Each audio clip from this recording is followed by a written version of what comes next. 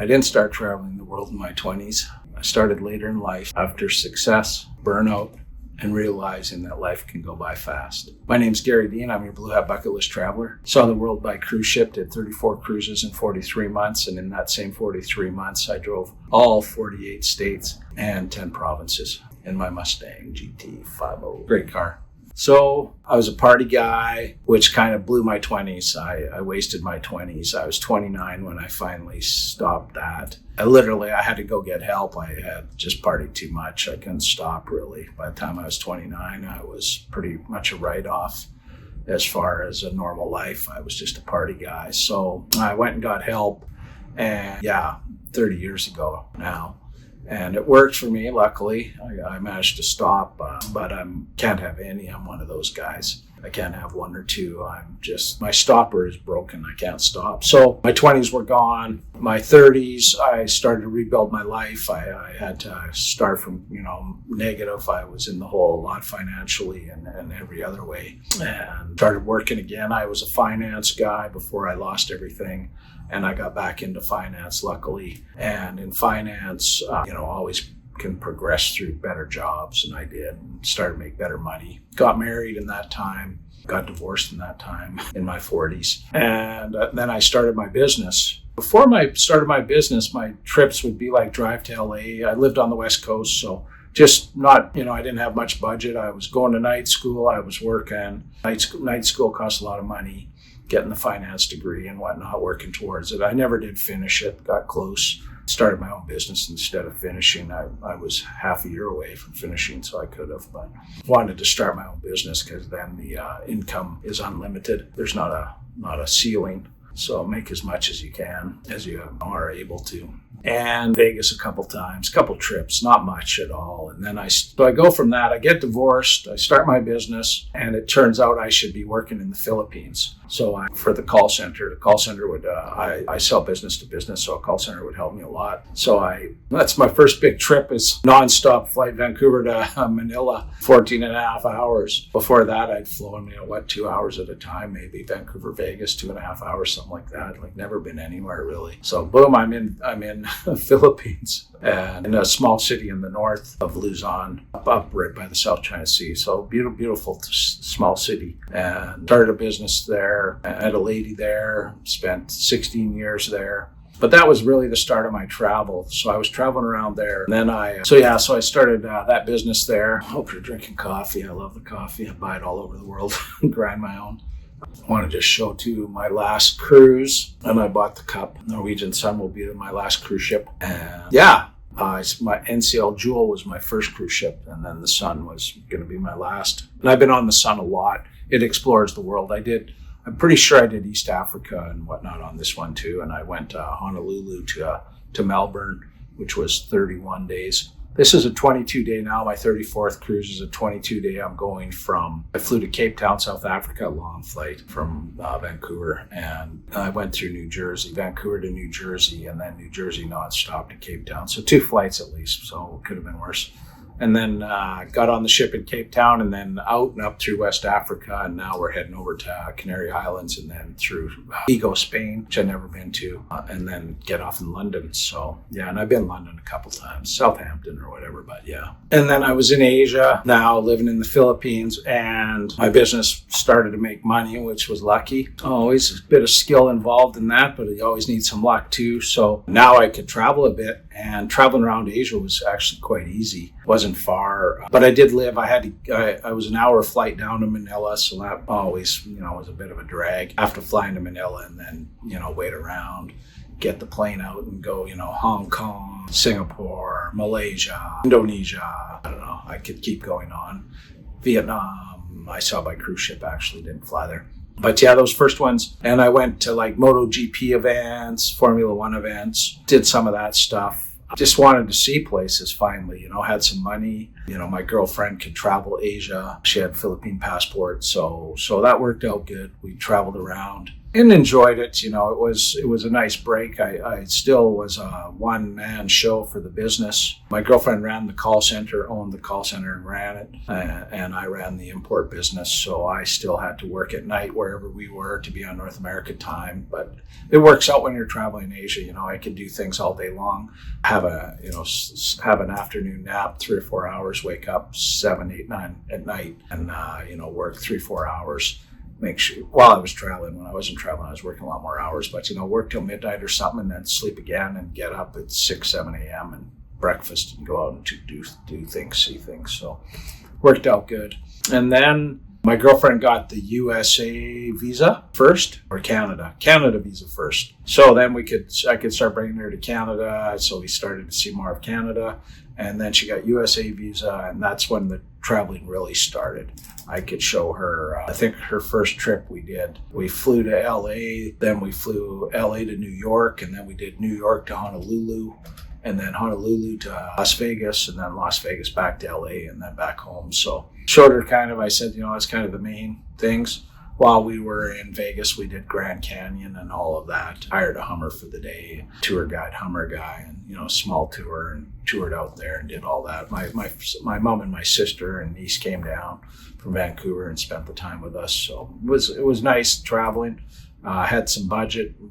Business was successful by that time. It didn't take long for the business to get successful, luckily. 3 years or so it was profitable, and then it just really grew fast. Right place, right time, and the skill set to make it work. So, because if you saw my video, I traveled once when the lady I was to marry, she was Japanese, living in Vancouver. I think born in Vancouver even, but Japanese heritage. We drove down to Los Angeles one time, and we had no money. We were both going to night school. We were working entry-level finance jobs, and a little above entry, I guess, but whatever. Wasn't paying a lot, not enough. And we weren't living together yet, so we both had both sets of bills and everything. And we drove down to LA, and we just had no budget. We were eating at Denny's, and we were just trying to make it work. I had no money to tip anybody. I never tipped any maids. Never, I felt bad, right? And after that, I was like, I don't. If I don't have budget, I don't even want to travel. I don't want to be that guy. And my sisters were both waitresses. They count on the tips, and I knew that traveling, those people cleaning the rooms and the concierge, and just the whole thing runs on that pocket money. Without it, they can afford to be there. So living wage or whatever all they call it nowadays, they don't get that.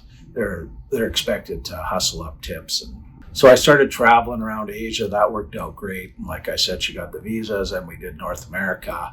And then pandemic hit. I had to leave Philippines. Countries called us all home. I was one of the last flights out of Manila, if not the last one, to my country.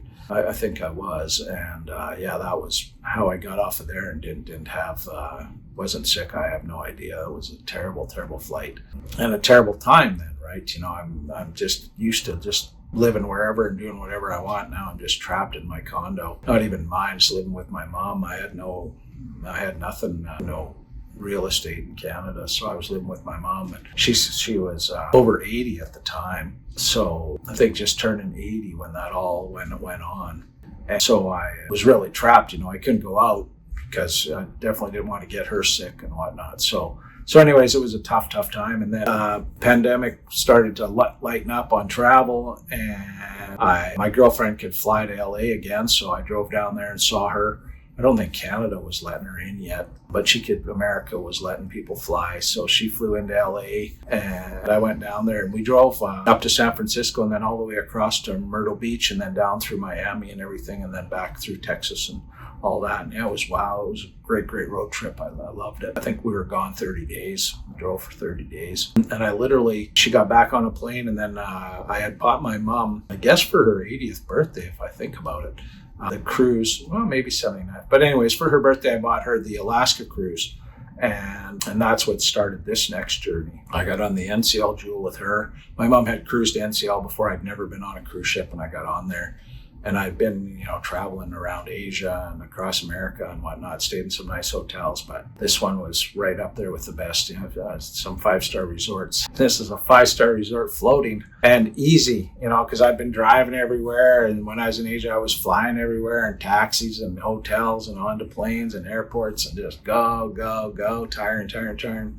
Now I'm like, really? I get to see like 4 things in Alaska and I don't even have to unpack. How great is that? So I found what I like. They did a presentation about see the world. You can see the world doing this.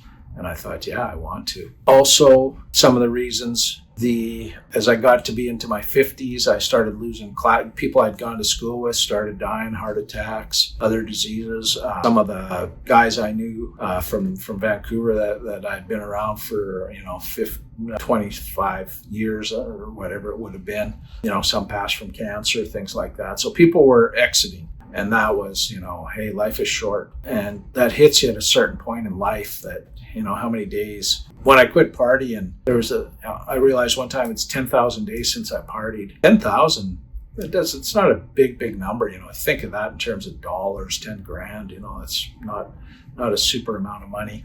And 10,000 days. But 10,000 days is, getting to be 28, it's a lot of years. And, at my age now, I probably don't even have 10,000 left, right? And that's a short number, like how many sunrises and sunsets am I going to get, right? So I'm not going to waste them. And I didn't, I said, hey, I'm going to see the world by cruise ship. I'm going to do this thing. And it took me a little longer than I had hoped. I was hoping for 2 years, then 3 years, and it took me 43 months. So 3.5 roughly, or whatever it would be, because I needed to figure out, I already had things scheduled, so I couldn't just cancel on people and say, hey, I'm sorry, I can't do that stuff I said I would do with you. I'm going to go see the world. Bye-bye. So I finished up my commitments, and then I just started booking full-time cruise. I was like, I'm going to cruise. And I did, 34 cruises in 43 months. It's a lot of travel, plus all the flying, to get to the cruise ships and back. And in that time, I retired, semi-retired to Thailand. So I was flying back and forth from there. So just a lot of travel. And now this is my last cruise. I'm on my 34th cruise right now. Going to finish, and I'm glad to finish. I'm going to retire from traveling. I'm just going to share all I've got 20,000 items of footage from my trip. So I'm going to bundle that all up in different ways, and hopefully keep you entertained and take you where I've been. My one friend that died of cancer, he used to always say, I'm riding shotgun with you. He wasn't able to travel due to finances and then health. So 2 things got him. And I'm lucky I got to finish my journey. My finances, I posted on my Facebook to my friends. I just said, this is my last cruise, and then I'm done traveling. My life will become just normal again. And I'm grateful my health and my finances held up. Without those 2 things, I couldn't have done it. So I'm grateful both made it. And I hope I keep staying healthy. And that's always, if you have your health, you're rich. You need it to travel. And then another thing was, when I got on the cruise ship and I started seeing how hard travel can get as you get older, people on walkers and canes, they're not able to, some just, they can't even get off. And the doodle bugs, they're not, they just go on the cruise ship just to look out the windows. And I was like, I don't want that. I want to get this done before that, that could happen at any time, right? So I want to get it done before it did. And travel changed me, it made me a different person. It's definitely made me aware of the world, how lucky I am to be a Canadian with a Canadian passport, one of the best passports in the world, lets me go anywhere.